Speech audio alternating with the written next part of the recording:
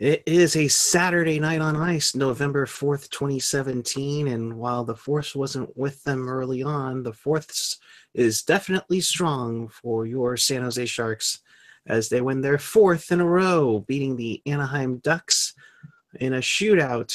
We welcome you to Teal Town after dark on this beautiful Saturday night here in the Bay Area. Of course, if you want to be part of the show, do so in the YouTube chat or on the page or on the app. You can also use the Twitter hashtag TealTownUSA. We'll read some of your responses there. Always follow us on Twitter, Facebook, Instagram, SoundCloud, and the YouTube channels wherever you see us on Teal Town USA. Hey everyone, it is Eric Hura. You can follow me on Twitter at Puckguy14. Wait, one sec before AJ kills me for not having this centered here. All right, there we go. A little bit better. All right, joining me tonight is the lovely and talented Rocket Backhander.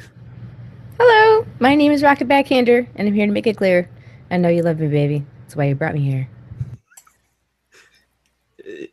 I can't top that, so good luck, Kevin Lacey. Apparently, I'm neither lovely nor talented, and I'm hurt. I'm hurt. But you know what? The Sharks won. Woo! That's what I'm talking. Ugh, I have gray hair. That game gave me white hair. Oh, God. Yeah, it was one of those games where it's like, oh my God, Sharks, do something. And then in the third period, they did. Yeah. So let's talk about this game with initial thoughts, Miss Backhander. Initial thoughts. The Sharks looked a bit flat-footed, and I wouldn't say disinterested, but I don't think they had the level of desperation that Anaheim was playing with. Like, I know that they're playing on a back-to-back, but there were like 3 people in the Ducks lineup that weren't in this game, so they were substituted with other people just a scotch more motivated to beat the snot out of their hot, fiery rival in California, the Sharks. So Anaheim definitely looked like they had more motivation, but I don't think that they're as good at hockeying as San Jose is, because they got a little dirty and a little nasty here and there. And it tends to be one of those things that you do when you can't play better than the other team. That's all. It sounds like a good analysis to me. Mr. Lacey, what did you take from this evening's festivities? You know, I was a little disappointed with the game up until the last, I'd say 5 minutes of the third. I thought the game was just kind of bleh. I don't know. I just thought they were all going through the motions. Good motions. Everyone was competing hard on both teams tonight. Rocket said that the Ducks looked more motivated than the Sharks, and I think that they were. The Sharks, I thought, would bring some ferocity from the Nashville game over into this game, and instead it was more dictated by the Ducks, who were pissed off for losing to the same Nashville team last night. I don't know if maybe playing in back-to-backs caused the Ducks to kind of slow down there in the third or what, or if DeBoer lit a fire under them in second intermission. But hey, the Sharks held the Ducks off at bay the first 2 periods, brought it on in the third. Overtime and shootout were amazing, and we got the dub. Absolutely. They looked, from what I gathered last night in Anaheim, the Ducks looked a little lackadaisical themselves and let Nashville really get into things. And then next thing you know, they come in to the Shark Tank and kind of catch the Sharks a little lackadaisical, or like you said, Rocket, flat-footed. And it showed, because I think there was a defensive breakdown or somebody just didn't catch him. But Corey Perry walks in early in the first, buries a breakaway that maybe Martin Jones wished he could get a second chance on at 6:23 to make it 1-0 Quackenheim. Guys, I was sitting there watching that replay on that, and I'm like, Jones has to save that one. And then I started thinking more, no. Perry shouldn't be on a breakaway in the first place. Let's figure that out, guys. Let's not throw this all on Jones. So I was on what you were alluding to there for a little bit, but I'm not going to fault Jones for the fact that a one-on-one situation, it's anyone's guess at that point. Yeah, I'm fully on this train, you guys. You're not going to find any opposition for me. Right to the point. I like it. I love it. It was a little disappointing in that, and I think it took the Sharks' win out of their sails, for lack of a better cliche, where they just kind of were out of it at first, but they were getting chances. I know after one period, I think they had like 12 shots on goal to Anaheim 7. I mean, Rocket, they looked like they got shots on goal. They looked like they're playing chances, but it seemed like there were moments that they just I don't want to say disinterested, but No, you're right. Disinterested, but okay. The phrase that I considered for the majority of the first and second period, and also a lot into the third, is that Anaheim is extremely good at getting in San Jose's lanes. There were minimal clean passes in San Jose, and I think that when you play a possession game and you can't find any kind of flow because you can't establish a pass, that pretty much will knock it dead. Yep. So I think that they got frustrated because they couldn't play their game because Anaheim was playing utter defense to their game. Absolutely. Just kind of going into the chat really quick. I have some serious 5 o'clock shadow. Yeah, I haven't shaved in a couple of days. Forgive me. But your Movember is going the wrong direction there. You know what? Unfortunately, I can never grow on the lip for some reason. And of course, Gen X says it's on a 5 o'clock shadow, daylight saving, so it's only a 4 o'clock shadow. But Kevin, let's talk about to what I think is probably the number one star, in my opinion, tonight, Ryan Miller. I mean, because we've always said, oh, backup goalie. You know, we're already making him look like a Vezina. Oh, wait, he did win a Vezina. Well, I think Ryan Miller had a pretty good year last year for Vancouver. I mean, it was a little inconsistent, but I mean, that's to be expected when you're playing for Vancouver. Especially last year's Canucks, because oof, boy, he did not get a lot of help. Every time I saw Ryan Miller last year, it seemed like he'd keep his team in it for 2 periods and then melt down in the third. And I wouldn't call tonight a meltdown, but I think it's par for the course. Miller can still be a 1B goalie in the NHL, and I thought he proved it tonight. I thought he looked very good. I believe he made 43 saves. And folks in the chat, please tell me what the shot totals were in the third period, because the new and improved NHL.com, I can't find that info. It was the Sharks outshot them 12-5. 12-5. Okay, so 11 saves for Miller in the third. I thought it'd be more because the shot differential was enormous. And so Miller, as much as we say, you know, the Ducks controlled this game for large stretches, Miller had to be the man, and he was tonight. Thankfully, in the shootout, not so much. Yeah, he was intense in the 3-on-3. Like, he just was denying everyone. That was such a nail biter. That was a great 3-on-3. Sure was. And Tomas Hertl, the guy had several chances, second, third period, overtime. You know, great to see an effort there from the guy that we affectionately known as Mr. Well, he's not teenage anymore, but the Turtle himself. Going into the third period, 20-something Ninja Hurdle. Wow. Yes, nice one. M. Hackle in the chat saying that overtime 3-on-3 should be longer. I agree. I think so. I am right with you on there. And they tried, but the players' union was like, no, we can't play more than 65 minutes in a night. We don't even want to play more than 60. Well, yeah, all right. Yeah. Then just play 2. Let's cut it down to 2 periods of 5-on-5, and then the last 20 minutes is 3-on-3.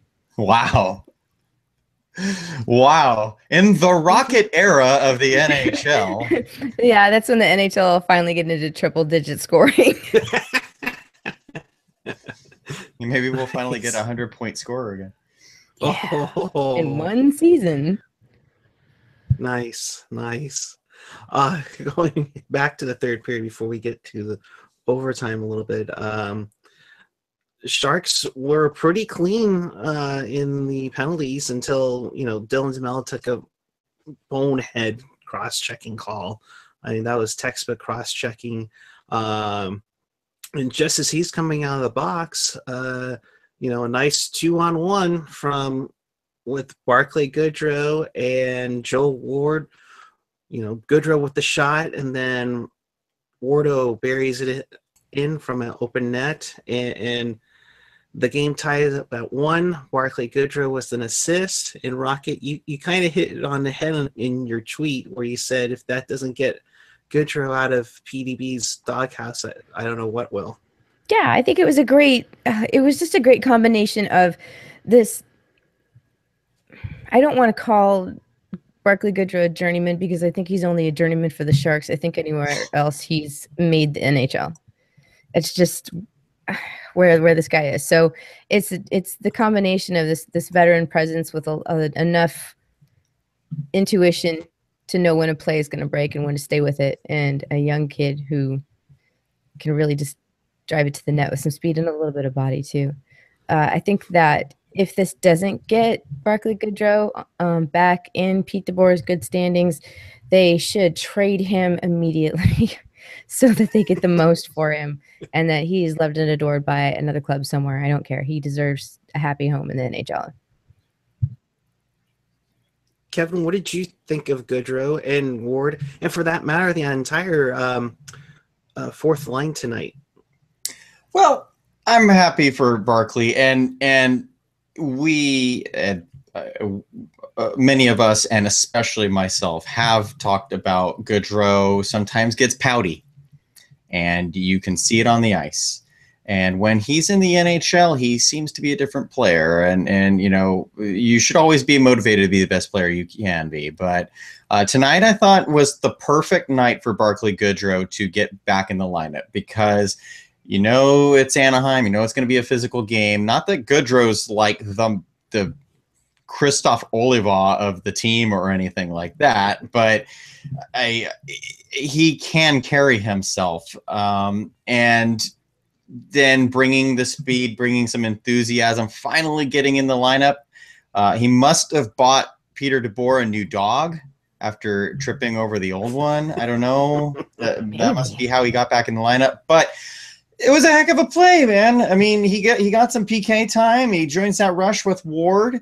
And a heck of a play by Ward. He made Hampus Lindholm look completely stupid on that. And I know Lindholm's coming back off injury, but man, oh man, Lindholm was just not even in the picture by the time Ward scored that goal. So, yeah, good for those guys. Really good for those guys. And now Ward has tied Tomas Hertl to the team with 2 goals. So... Yeah, and that kind of got things going. I think the game really got a little more intense. And granted, yes, it's a 1-1 hockey game, so of course it's going to be more intense.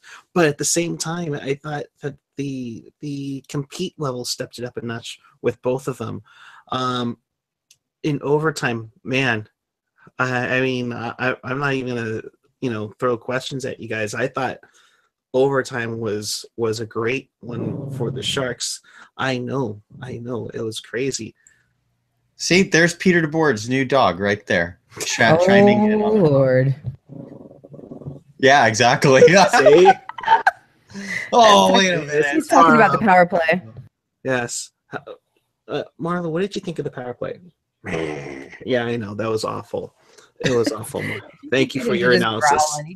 If you could get him to growl anytime you said power play, that would be the best. Oh man, let me try. Marlo, power play. Of course, now he doesn't want to do it. Just like the Sharks, they don't want to do it. Oh. Matt Webdev says that Carpy should be sent down. I think that's a little harsh. You can't. I mean, I think Carpenter's played just fine. He's not putting up the points, but I mean, hey, a lot of guys on the team aren't putting up the points, and I think Carpenter's still contributing just fine. Out of the lineup tonight, Goodrow deserves another game, but let's hold off on throwing Carpenter down in the minors. Yeah, I'll ask you guys once we finish up wrapping this game up. Yeah, a little bit about if there should be someone that gets sent to the minors. We'll play that in a sec, but then we go to the shootout, and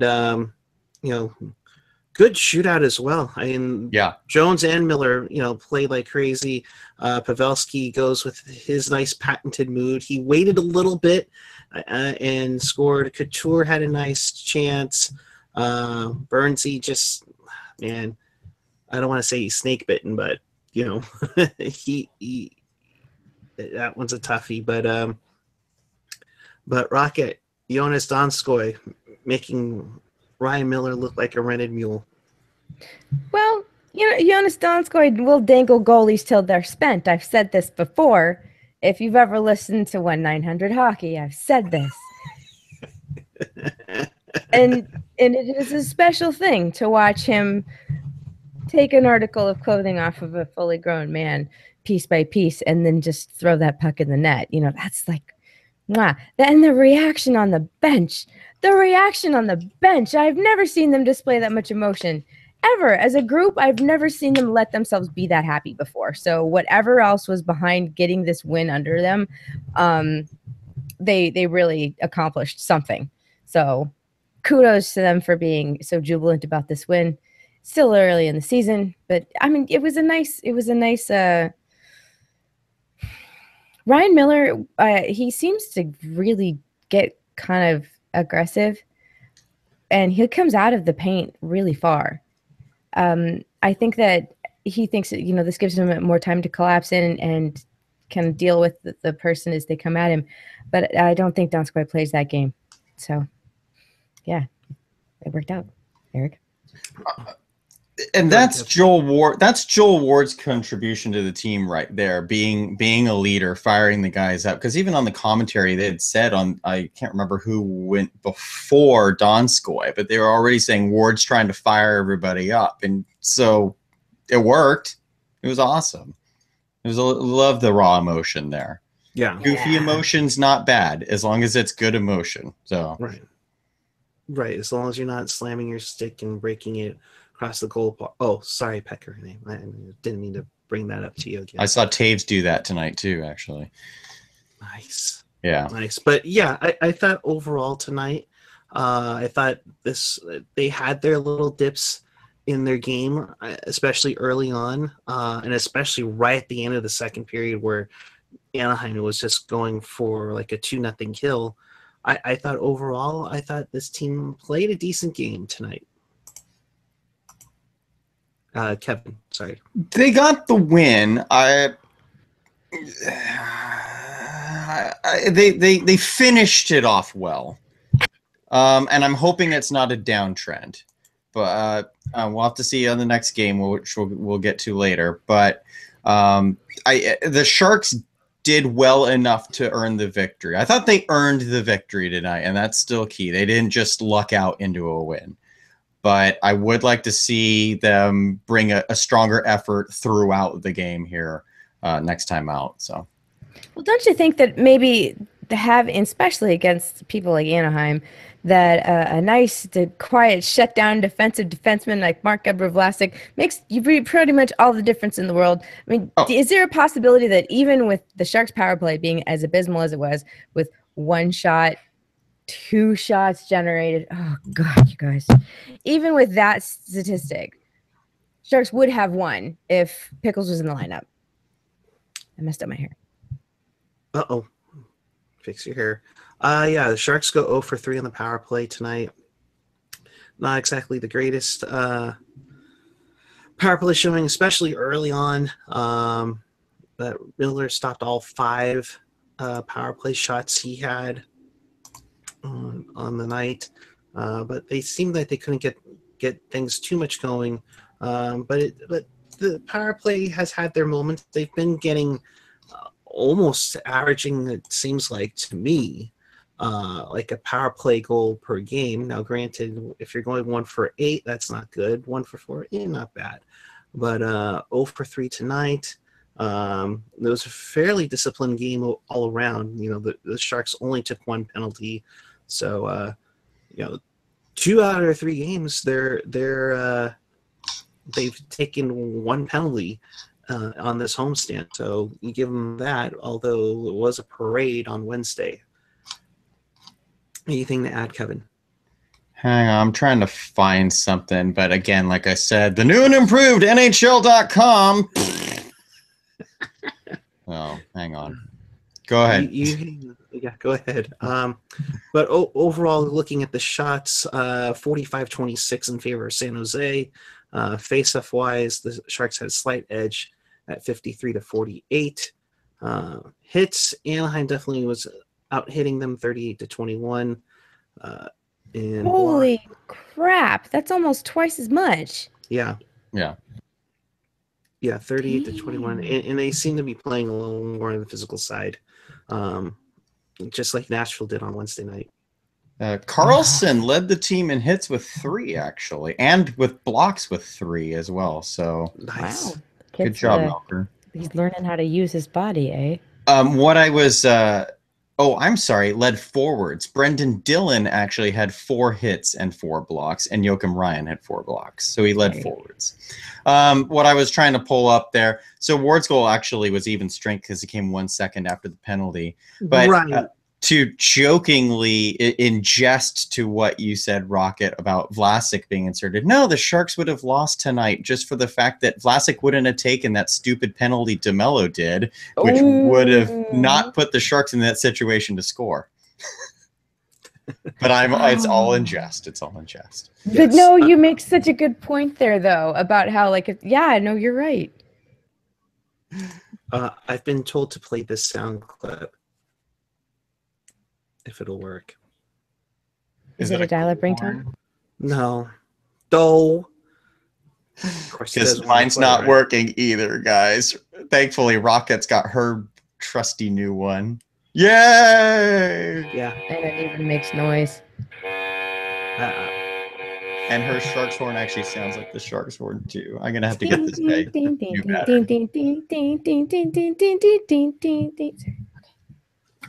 All right. Anyway. Yeah. Oh well. Oh well. You can blame that one on me. So much for that. Oh, your fault. Yes. It's all my fault. You got too much Nashville going on. You know what? I'm so. Okay. So I'm gonna go with something Rocket said earlier, and then shift it to something people have been talking about in the chat. Rocket, you mentioned Ryan Miller was really aggressive in the the shootout. Mm-hmm. I actually thought that was the one fault of the game for Miller. I thought he was awful in the shootout. I thought the Sharks should have actually scored on 6 of the 7 shots they took on him. Ooh. Couture's was the only one that didn't test Miller. Everybody else could have beaten them if he skated around. So that was a little aggravating. I'm glad Donskoy made his move. Burns had the move. He lost the puck. Right.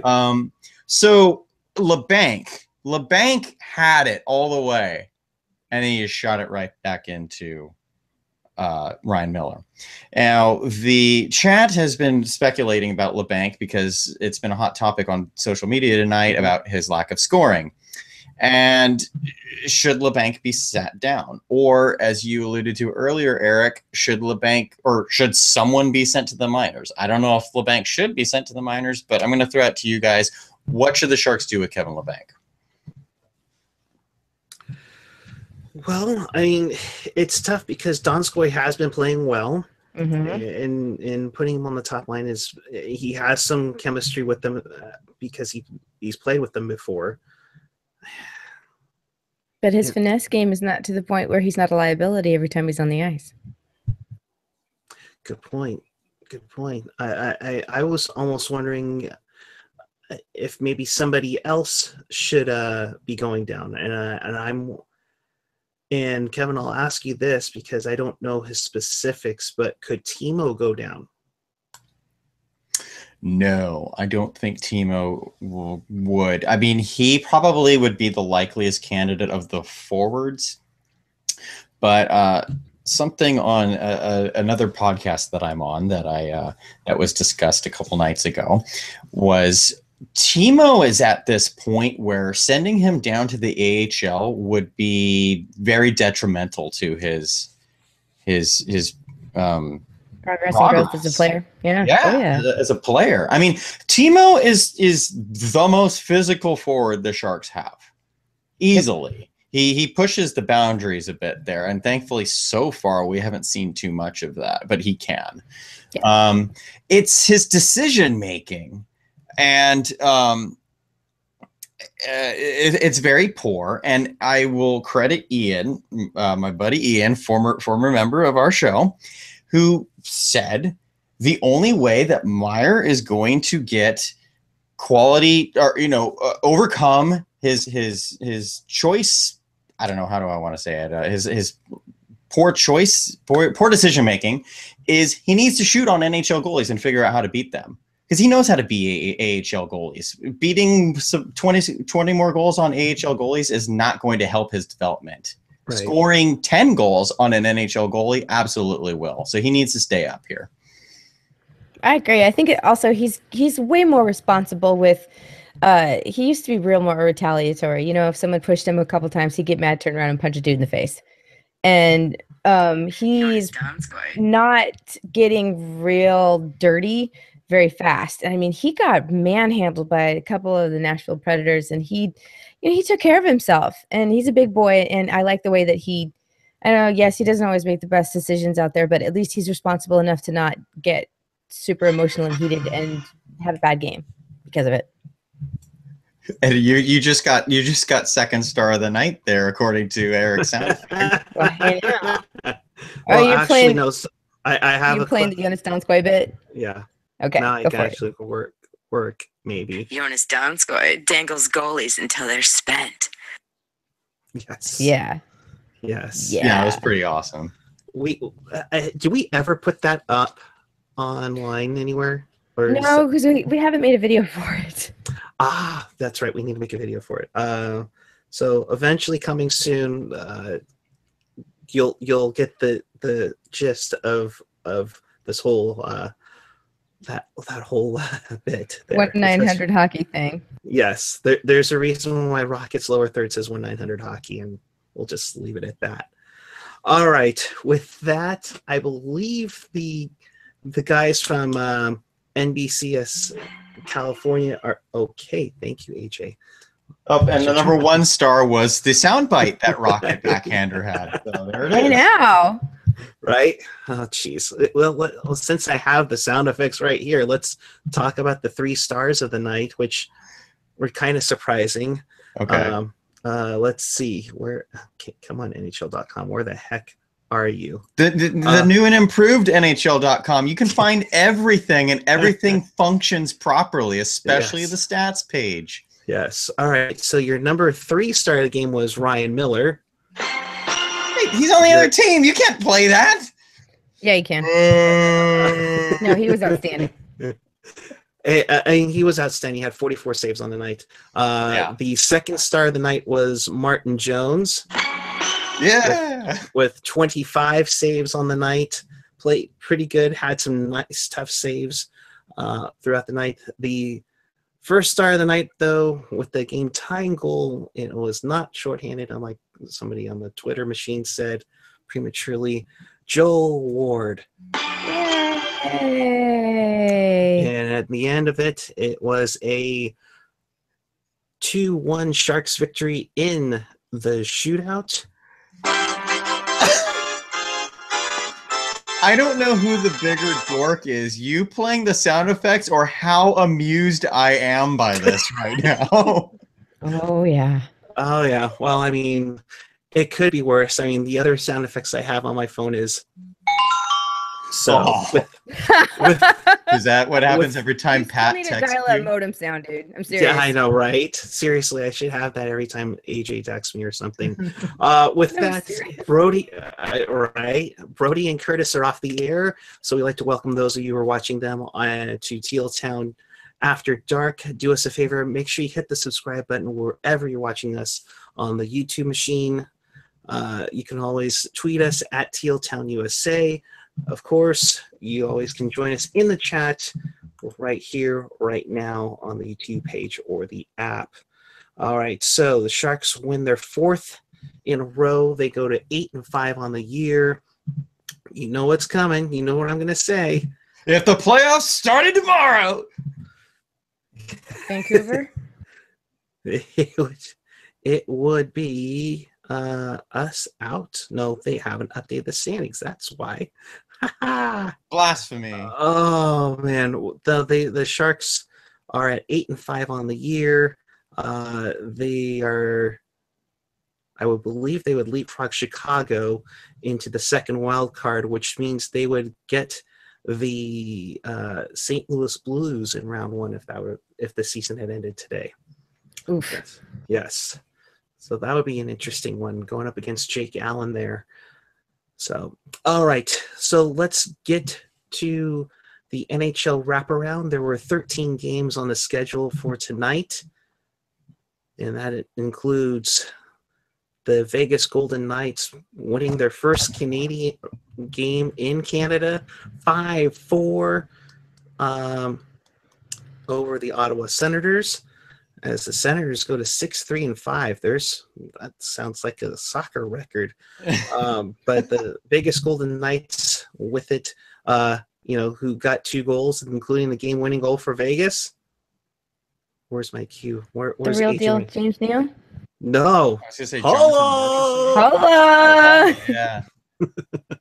5-4 the final for the Vegas Golden Knights. They picked up their 9th win on the season. And to Doesn't mention... this win... go ahead. No, you go ahead first. Okay, doesn't this win make them better than... So, like, the Vegas Golden Knights are officially not the worst record ever in the history of the NHL because they won more games this season than the Capitals did in, like, 74, I think. Right. So they match the Capitals' win total, so they can't suck as much as the Capitals did their first year. There you go. I would hope that they don't get to that record because that would be a long 70 games left. Right. Whatever. Oh, man. Yeah, but that year, too, is poised to turn around and just be miserable. I mean, wasn't year 2 in San Jose really bad? Yeah, sort of. The worst record in NHL history or We something? don't talk of such things. Right. Usually we're probably not going to match that again because of the era. Yeah. Yeah, That's a record Sharks going to keep forever. All right. I was just going to say that Max Lagacé, the losingest goalie in the history of the Vegas Golden Knights, got his first NHL win today. So good for you, Max. Wow. Yeah, I don't know if I'd... So, if you're a goalie for the Vegas Golden Knights, number 1, do they offer you like 3 times as much insurance as they do any other player? And number 2, do they get like an old priest and a young priest to say like some sort of blessing over you and throw like sacrificial blood on you to make sure that you're protected from whatever's out there? I'd be afraid to get in the net for Vegas Knights, man. That's staring in the eyes of death. A tweet from Kevin Kurz. Salabank having a chat with Doug Wilson after the game makes me wonder if he'll be suiting up for the CUDA tomorrow. The Sharks do have 3 days off before they play Tampa Bay on Wednesday. Might be an option there, so that'll be interesting to see what happens on that. Is intriguing. Yes. But getting back to the scores, the Toronto Maple Leafs have stalled their Stanley Cup parade plans. They are now 8-7 following a 6-4 loss to the St. Louis Blues. A rough go for the Leafs, despite putting up 3 goals in the third period to match the Blues. Excuse me. Tarasenko, Edmondson, not Edmonton, Petrangelo, Payarvi, Saboka. Oh, Kevin Lacey alert. Vladimir Saboka with his third on the year. He's days away from scoring his fourth. So 6-4 the final. The Blues go up to 11-3-1. In Winnipeg, the Jets, despite their best efforts, blow a lead late, and the Montreal Canadiens win in overtime 5-4. Max Pacioretty with his fifth on the year at 3:07, a power play goal to win it for Les Habs. In Beantown, the Washington Capitals go to 7-6-1 as they beat the Boston Bruins 3-2. Wilson with 2 goals. Ovechkin finally gets off the schneid, gets his 11th, while Pasternak scores 2 for the Bees as the Bruins go to 5-4-3 on the year. In Tampa, the Sharks' next opponent, the Lightning, win in a shootout 5-4 over the Columbus Blue Jackets. Stamkos with the game deciding goal is what they call it in the All you need to say is Stamkos on the score sheet again. Yes, and he got one in regulation as well as 7th on the year on the power play. Zach Werenski, Mika Heikkinen. I said that right? Wait, who? No, it can't be right. Okay, I need to pull and Genix is probably going to kill me. Hannakainen, I think is what it is. Oh, Marcus Hannakainen? Yes, I was thinking of a different name. Okay. My bad. And Brandon Dubinsky with the goals for the Blue Jackets. Taking the loss is Sergei Bobrovsky. On the force. Off the force as he loses in the shootout 5-4. Off the force. In Miami or outside parts of Miami, 5-4 the final as the Rangers beat the Panthers as Shattenkirk gets 2, including the game winner in overtime to beat the Panthers as Roberto Luongo comes back from an injury but takes the loss as the Panthers go to 4-7-2 on the year. We feel for you, Bob Bugner. If you feel like changing your mind, come on back. In Philly, in another shootout, the Avalanche go to 8-5 on the year as they beat the Philadelphia Flyers 5-4. Matt Duchene with the goal late in the first. Como, Rantanen, and Nail Yakupov for Colorado. There's a name you haven't heard in a while. Terry Philippa, Giroux, Voracek, and Weiss for the Flyers as the Flyers go to 7-6-2 on the year. In Big D, Dallas, that's what I meant. The Stars beat the Sabres 5-1, including a 4-goal first period. LA, Fasca, Jans, Sagan, or the 4 goals for the Stars. Yes, Kari Lehtonen, only 1 goal. That's right, only 1 goal there. In Vegas should pick him up. In Minnesota, with those gorgeous green unis, the Hawks beat the Wild 2-0 over the Minnesota Wild as Anisimov and Alex DeBrincat.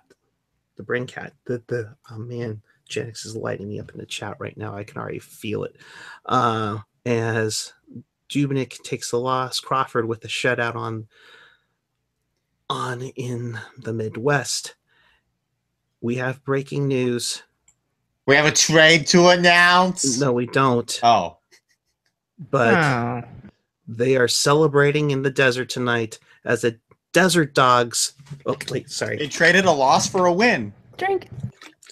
Win in a shootout over Drew Weber's Carolina Hurricanes 2-1. No.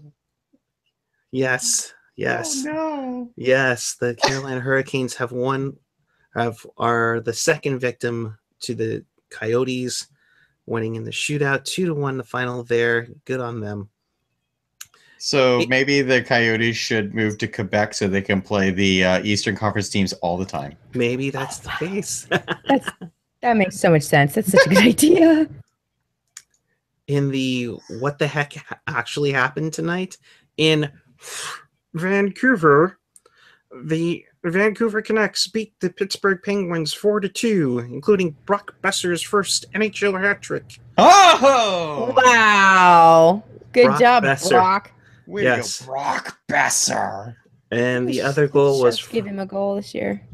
My Calder Last pick, year. although it's not shaping up the way Clayton Keller's going, but yeah. Bo Horvat with the fourth goal for Vancouver. That's my guy. Yeah, that's why I mentioned him. And Jake Gensel with his fourth on the year, along with McKaig, were the only goals for Pittsburgh, as the Penguins are now 8-6-2 on the year, as the Canucks go to 16 points in a tight Western Conference race. And the one that ended as we just went on the air, the Nashville Predators defeat the Los Angeles Kings by a score of 4-3, despite the Kings scoring 3 goals in the third period, with Iafallo, Follin, and Alex Martinez. it's okay though, because as a result, Victor Arvidsson has the game-winning goal for the second straight night over a SoCal team. Woohoo! Way to go, Victor! Yes. Nice. Excellent. All right. So, and of course, the Sharks beat the Anaheim Ducks 2-1 in a shootout. So, kind of getting piggyback on to Kevin Kurz's tweet about the LeBanc thing. Is it a good thing or a bad thing, do you think, to have the freaking banker deposit some AHL goals tomorrow? I need to just interrupt here and say M. Heckle in the chat asking, what's with the Kings coming back from 3-0 leads? Oh, yeah. Yeah, I had to share that. Yeah. Someone, no, don't really do it. Someone wrench him. Just kidding. No. But yeah. Don't do it. One tweet to share out, because it was Star Wars night. The Sharks tweeted this out just a moment ago, straight out of never mind, I'm not even gonna say it, because again, Gen X will kill me. But yeah, no, I'm not gonna try it, but thank you, Rocket, for saying it. Yeah. Who's Chewbacca with Chewbacca? Yeah, I see Chewbacca, but who's the dude on the left? Wow. Either way, both have a nice chin curtain and both need a wax. I'm just gonna leave that there. Yeah. Wow. Oh, AJ said the Preds gave up a goal from center ice. Yes. Yeah. If you go back, way back, I know, Martinet, I'm sorry. I've definitely disappointed you guys tonight. I apologize. What else is new? All right. So let's prep for Wednesday night. The Sharks get a couple of days off now prior to their Wednesday night rivalry game with the Tampa Bay Lightning. What to expect from Tampa besides Stamkos and Kucherov and Mestikov? What do you expect from Tampa Bay coming in? Tampa Bay is going to look at our goal and be like, all right, we get to play Auntie Niemi again. Oh, wait, wrong 31. Oh, and now he's playing well for Florida. Man, Tampa's gonna be really tough. I mean, Tampa is basically playing like how I predicted them last season to win the Stanley Cup and for Stamkos to win the Hart Trophy, and I apparently was a year off. I don't know. Tampa's been great. No. Yeah, Tampa's been on a roll. They look like the beast from the East right now, but it'll be very interesting how that works out. But I mean, right now, it looks like they're going to be coming out of the East. I thought at first Toronto for sure, but Toronto's just slowed their roll as we speak. But it'll be quite interesting. Here is the goal from the red line for the Kings tonight. Kind of reminds me of the kind of reminds me of Link Gates back in 1992 against Montreal, as he just tries to throw it in, and next thing you know, the goalie's out of position, and it's a gaping wide net. Well, at least it wasn't Alex Alda and Jeremy Roenick's 500th goal, though. Oh, yeah, that was bad. That was bad. But nonetheless, the Predators do win that game. So looking at the Pacific Division standings, hopefully they've updated it now. NHL.com. Maybe. Nope. Maybe.